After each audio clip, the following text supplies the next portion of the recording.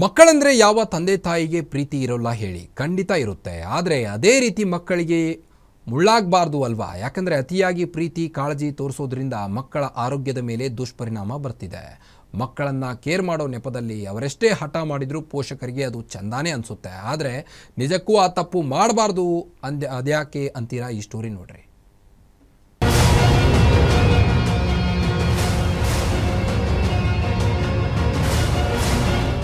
ಈಗಿನ ಕಾಲದ ಮಕ್ಕಳು ಹಠ ಮಾಡೋದು ಜಾಸ್ತಿನೇ, ಹೇಳಿದ್ದನ್ನ ಕೇಳೋದೇ ಇಲ್ಲ. ಅತಿ ಚಿಕ್ಕ ವಯಸ್ಸಿನಲ್ಲೇ ಮೊಬೈಲು, ಸಿನಿಮಾ ಹುಚ್ಚು ಜಾಸ್ತಿ. ಅಷ್ಟೇ ಅಲ್ಲ, ಕಣ್ಣಿಗೆ ಕಂಡದ್ದು ಬೇಕು ಅಂತ ತಂದೆ ತಾಯಿಗಳಿಗೆ ಸತಾಯಿಸ್ತಾ ಇರ್ತಾರೆ.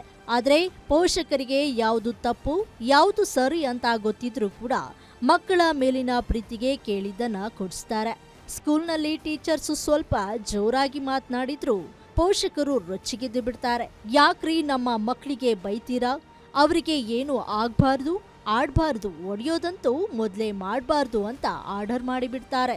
ಆದ್ರೆ ಇದು ಮಕ್ಕಳ ಭವಿಷ್ಯದ ಮೇಲೆ ದುಷ್ಪರಿಣಾಮ ಬೀರ್ತಿದೆಯಂತೆ.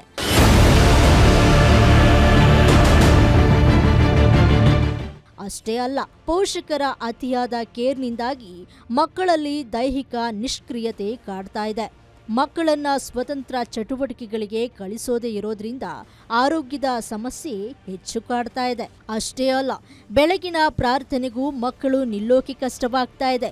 ಪ್ರತಿದಿನ ಆರೋಗ್ಯದ ಕಾರಣ ಕೊಟ್ಟು 4-5 ಮಕ್ಕಳು ಗೈರು ಹಾಜರಾಗ್ತಿದ್ದಾರಂತೆ. ನಾವು ಶಾಲೆಯ ವಾತಾವರಣದಲ್ಲಿ ನೋಡಿದಾಗ, ಶಾಲೆಯಲ್ಲಿ ಅಂಕಿಅಂಶ ನೋಡಿದಾಗ, ಟೀಚರ್ಸು ಇಂಟ್ರ್ಯಾಕ್ಷನ್ಸು, ಇವತ್ತು ಕೂಡ ನಾನೊಂದು ದೊಡ್ಡ ಸಭೆ ಹತ್ತತ್ರ ಒಂದು 700 ಟೀಚರ್ಸ್ ಕೂತಿದ್ರು. ಕೇಳಿದಾಗ ಮಕ್ಕಳ ದೈಹಿಕ ವ್ಯಾಯಾಮ ಬೆಳಗ್ಗೆ ಹೊತ್ತು ನಾಟ್ ಈವನ್ 1%, 2% ಸರ್.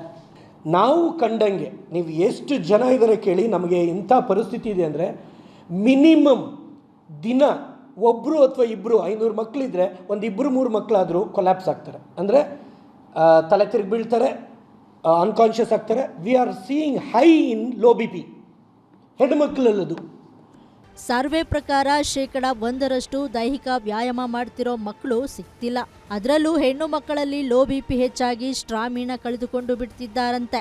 ಹೆಚ್ಚು ಮೊಬೈಲ್, ಟಿವಿ ಬಳಕೆ, ಹೋಂವರ್ಕ್ ಒತ್ತಡ, ಇದೆಲ್ಲದಕ್ಕಿಂತ ಮುಖ್ಯವಾಗಿ ಮಾನಸಿಕ ಒತ್ತಡದಿಂದ ಆತ್ಮವಿಶ್ವಾಸದ ಕೊರತೆಯುಂಟಾಗಿ ಆರೋಗ್ಯ ಸಮಸ್ಯೆಗಳಾಗ್ತಾ ಇದೆ. BP, ಹೃದಯ ಸಂಬಂಧಿ ಕಾಯಿಲೆಗಳಿಂದ ಬಳಲ್ತಾ ಇದ್ದಾರೆ. ಒಟ್ನಲ್ಲಿ ಮಕ್ಕಳ ಮೇಲೆ ಪೋಷಕರು ಪ್ರೀತಿ ತೋರಿಸೋದು ತಪ್ಪಲ್ಲ. ಆದರೆ ಅತಿಯಾದ ಅಮೃತನೂ ವಿಷ ಅನ್ನೋ ಹಾಗೆ ಪ್ರೀತಿ ತೋರಿಸಲು ಹೋಗಿ ಮಕ್ಕಳಿಗೆ ಅಪಾಯ ಬರಲು ನೀವೇ ನೇರ ಹೊಣೆಯಾಗ್ತೀರಾ. ಏನಾದರೂ ಮಕ್ಕಳ ಆರೋಗ್ಯದ ಮೇಲೆ ಗಮನ ಹರಿಸಿ ಮಕ್ಕಳನ್ನ ಮೊಬೈಲ್ನಿಂದ ದೂರವಿರಿಸಿ ಒಳ್ಳೆ ಅಭ್ಯಾಸದ ಕಡೆ ಆಸಕ್ತಿ ತೋರುವ ಕೆಲಸ ಪೋಷಕರು ಮಾಡಬೇಕಾಗಿದೆ.